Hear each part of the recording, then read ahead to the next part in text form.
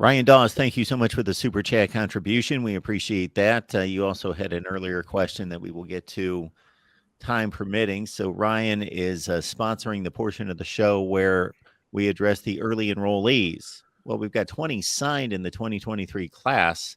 Yeah, there's 11 of them if you want me to roll through them.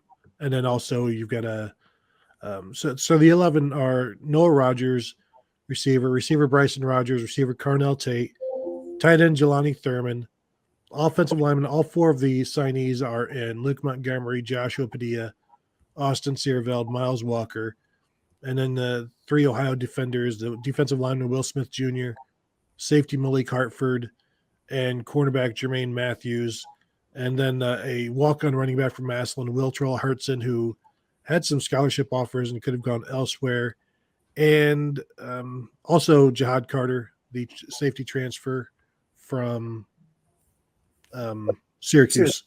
Yeah, so that's where they've got guys who are going to be in for the spring, and it's interesting to me because Jermaine Matthews coming in and Calvin Simpson Hunt, the other corner that they signed, not coming in, kind of reminds me of Denzel Burke enrolling early and Jordan Hancock and J.K. Johnson not, and seeing what happened with their respective careers and how quickly they were able to do stuff. So I think if you're asking for guys to look for and to see something from, obviously we're all going to be talking about the receivers forever, but Jermaine Matthews, I think, is one who could step in and be in that two deep pretty quickly. And then if he's part of that two deep, watch out what happens, because this is a cornerback room that was injured all year in 2022.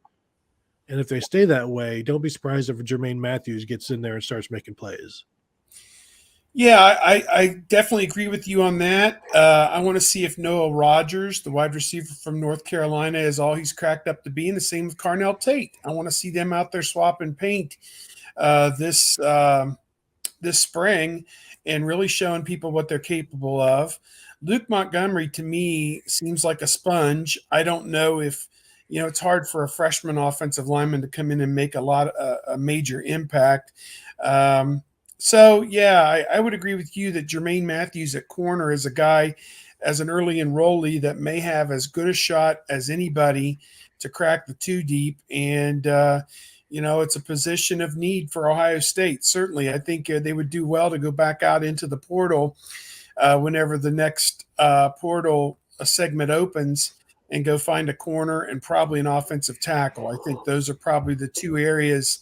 And if not, one of them, I continue to beat that drum that you need the great Bill Conley, who recruited for Ohio State for probably over 20 some years as an assistant coach, said, you cannot have enough big, strong, fast athletes who will track down the quarterback. And that's an area where Ohio State's been deficient, in my opinion. So you need more Zach Harrisons and JT Tuimoloau's and, guys of that ilk, and Chase Young and the Bosa brothers. So to me, I want to see a little bit more of that, particularly if Tuimoloau, this is his last year, you got to replace him after this upcoming season. So I want to see more of those guys on this roster too. An interesting one is a guy who's not going to be entered into this in the spring, and that's Brandon Ennis, who likely projects to the slot for Ohio State, which means this is a big spring for some of the 2022 receiver class, particularly like Caleb Brown, who came in as a slot receiver. And the 2022 guys are in danger of being over-recruited and passed by the 2023 guys. So this is an opportunity for Caleb Brown to establish himself as the number 2 slot guy, even though having Xavier Johnson back, which is assumed to be the case at this point, that creates some more congestion there. But Xavier Johnson can play anywhere and do all kinds of things. So I think this is an opportunity for Caleb Brown to do some things in the spring. And I would expect him to be another name that you hear.